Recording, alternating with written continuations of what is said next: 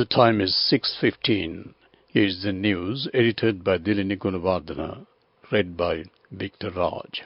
Here are the headlines of the local news. The President stresses the need of transitioning from traditional plantation industries to new agricultural businesses. U.S. assures support to implement anti-corruption legislation and macroeconomic reforms. Cabinet approval is received to gazette the Economic Transformation Bill.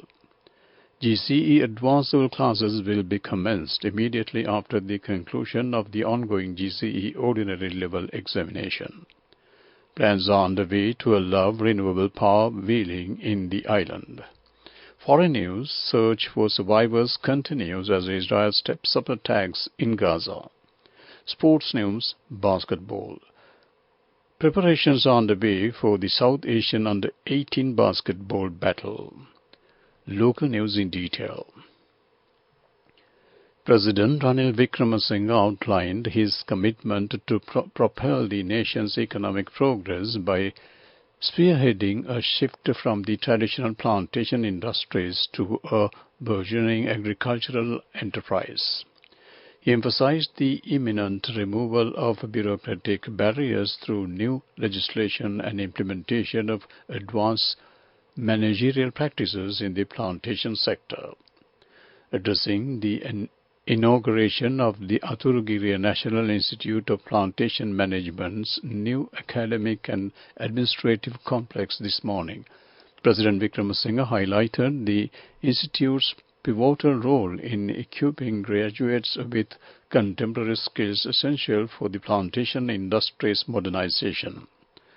The facility, boasting research laboratories, lecture halls, computer labs and career counseling centers, will also feature a center harnessing AI and GIS technologies.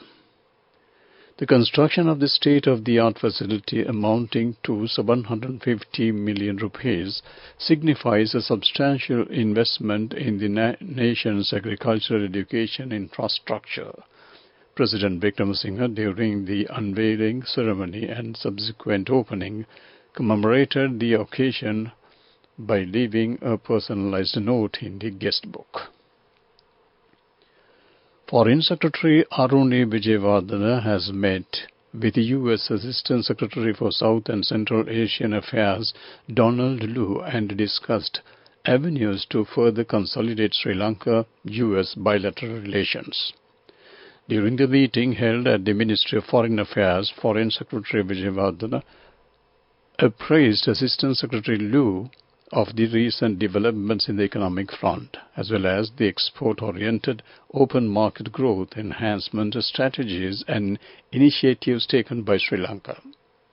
Issuing a statement in this regard, the Ministry of Foreign Affairs said that she elaborated on the measures taken by the government to improve governance, rule of law, financial oversight, as well as the combat corruption and foster reconciliation. Foreign Secretary Vijayawardena also discussed the robust security cooperation between the two nations, including in the maritime sphere, to effectively handle maritime safety and security as well as safeguard maritime trade. Minister Dr. Bandula Gunawardana said that Cabinet approval has been received to gazette the Economic Transformation Bill and to present it to the House. He further elaborated that this bill focuses on a qualitative and structural transformation in the country. The proposal was submitted to the Cabinet by President Ranil Wickremesinghe in his capacity as the Finance Minister. The Cabinet has also granted approval for the proposal to commence GCE advanced level classes immediately after the conclusion of the ongoing GCE ordinary level examination, as it takes at least 3 months for the Department of Examination to release the results. After the completion of the GCE ordinary level examination, students drop out of schools. During this period, they are less inclined to continue studies, and this leads to the creation of various social problems. Accordingly, It has been recognized that it is appropriate to start higher education activities in schools immediately after the completion of GCE ordinary level examinations. This news comes to you from the Sri Lanka Broadcasting Corporation. Your next generation digital banking partner, People's Bank. Continuing with more local news, President Ranil Wickremesinghe has instructed Prime Minister Dinesh Gunawardena to look into the possibility of invalidating the nominations accepted for the postponed 2023 local government election. Joining the Cabinet press briefing held this morning, Cabinet spokesman Minister Bandula Gunawardena stated that accordingly, President Wickremesinghe has called on the Prime Minister to seek legal advice from the Attorney General in this regard. Meanwhile, a discussion on media guidelines on the upcoming elections was held recently in Colombo with the participation of over 70 attendees. The discussion, organized by Factum in partnership with the IRES, the Media Law Forum, Hashtag International and the Sri Lanka Broadcasters Guild, was led by a distinguished panel, including the Commissioner General of Elections, Saman Sriratnayaka. Minister Bandula Gunawardena said that Sri Lanka will allow consumers to build renewable power plants and use the Ceylon Electricity Board transmission network to carry it to a different location to be utilized. So-called wheeling was not allowed in Sri Lanka, and the company that built a power plant had to sell the power to the Ceylon Electricity Board at the feed-in price and buy power separately as a customer at a retail tariff. Wheeling allows customer to carry the power from a new renewable plant by paying a fee to the transmission network. That ends local news. Enjoy seamless shopping, open LCs, settle bills and transfer funds instantly, anywhere and anytime. With People's Bank Digital Solutions, you're empowered to do more, whenever and wherever you want. Unlock a world of modern banking conveniences with People's Bank, your next generation digital banking partner, People's Bank. The main news story is brought to you by Sinhala Mahatmya. Minister Jeevan Thondaman said that President Ranil Wickremesinghe will head to Bali, Indonesia, next week to attend the World Water Forum. The 10th World Water Forum will take place from the 18th to the 14th of May and is hosted by the government of Indonesia. The President is also expected to do bilateral discussions with his Indonesian counterparts, while Minister Jeevan Thondaman will take part in the panel discussion organized by the World Bank Group. That ends main news story. The main news story was brought to you by Sinhala Mahatmya.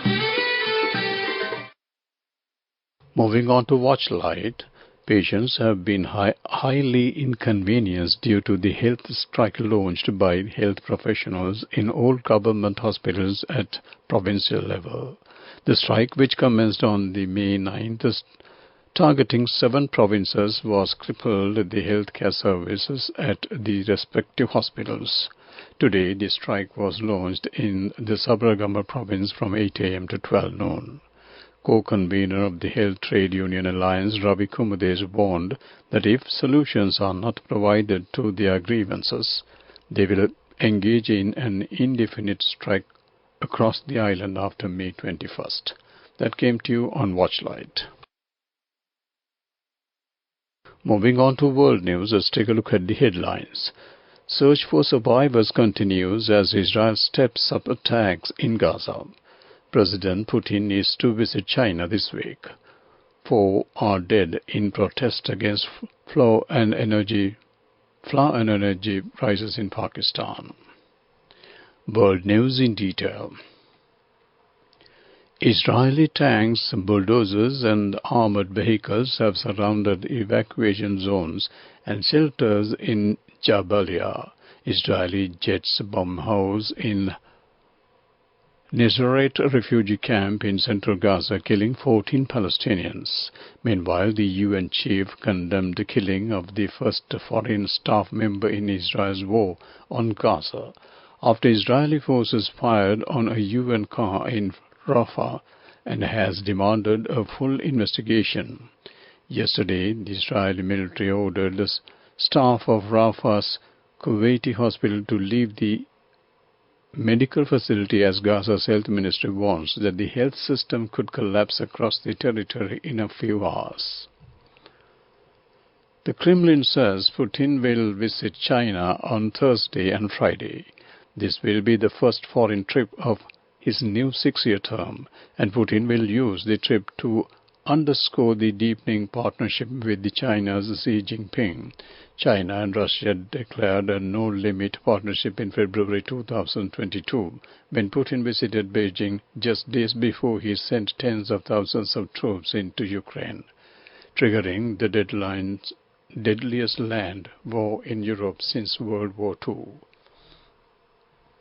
4 people have died and 100 others were left wounded after violent clashes with authorities in Pakistan-administered Kashmir.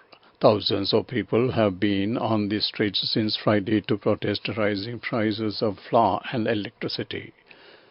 Organizers called off the protest today after Pakistan Premier Shehbaz Sharif offered subsidies worth 24 billion rupees. Activists leading to the demonstrations demanded that the government offer financial compensation for the families of those killed in the violence. To wrap up the world news, let's take a look at the headlines once again. Search for survivors continue as Israel step up attacks in Gaza. President Putin is to visit China this week. 4 are dead in protest against flour and energy prices in Pakistan. That ends World News. Development News. State Minister for Investment Promotion Dilip Mohammed said a duty-free shopping complex by China duty-free in the Colombo port city is expected to get the go-ahead in June.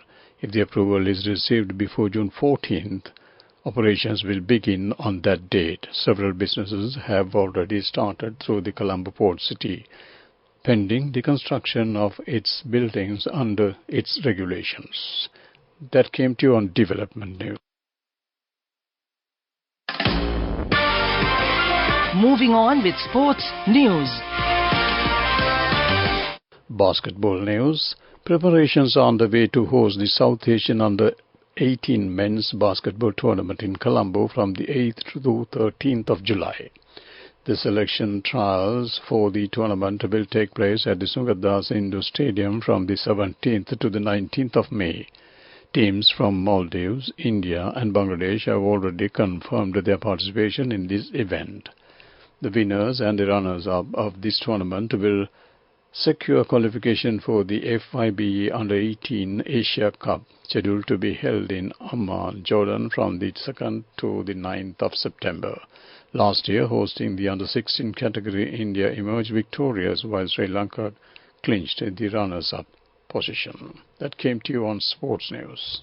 Go ekak tiyana youth eකට life එකේ change එකට නියමෙට set වෙන්න ඇස් වහගෙන දැකපු ගීන හැබැයි කරන්න youth එකට නියමෙට set වෙන friendship එක මෙන්න. The all new NSB Ithru Mithru account. NSB IM, a plan for your dream. Business News, sponsored by National Savings Bank, the safest place for your money.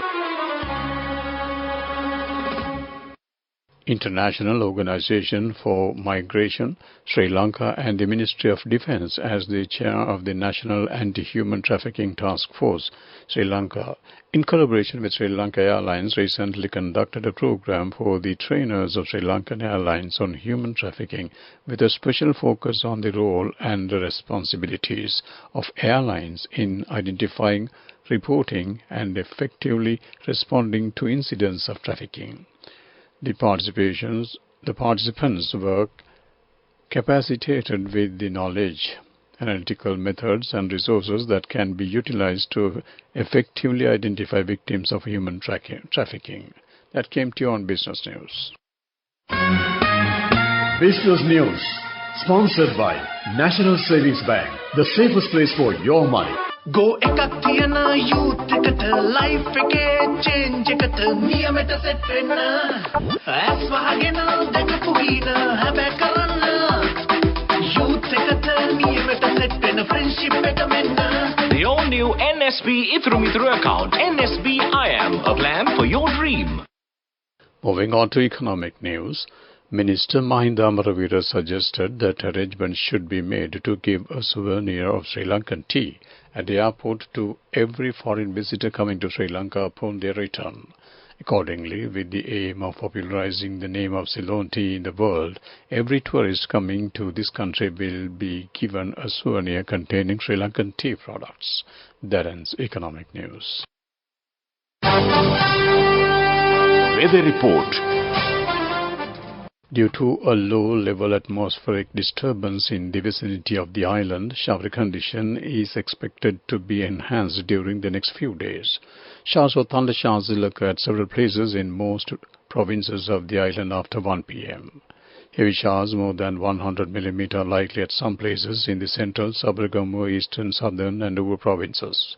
Showers may occur at the eastern and southern provinces during the morning. Misty conditions can be expected at some places in the western, Sabaragamu and central provinces and in the Galle and Mathura districts during the morning. That ends weather report. To wrap up the evening news on Radio Sri Lanka, let's take a look at the headlines. The President stresses the need to transitioning from traditional plantation industries to new agricultural businesses. U.S. assures support to implement anti-corruption legislation and macroeconomic reforms. Cabinet approval is received to gazette the Economic Transformation Bill. GCE advanced level classes will be commenced immediately after the conclusion of the ongoing GCE ordinary level examination. Plans are underway to allow renewable power wheeling in the island. Foreign news, search for survivors continues as Israel steps up attacks in Gaza. Sports news, basketball. Preparations are underway for the South Asian Under-18 basketball battle. That ends the evening news bulletin on Radio Sri Lanka. Back to Chandima Veerakon.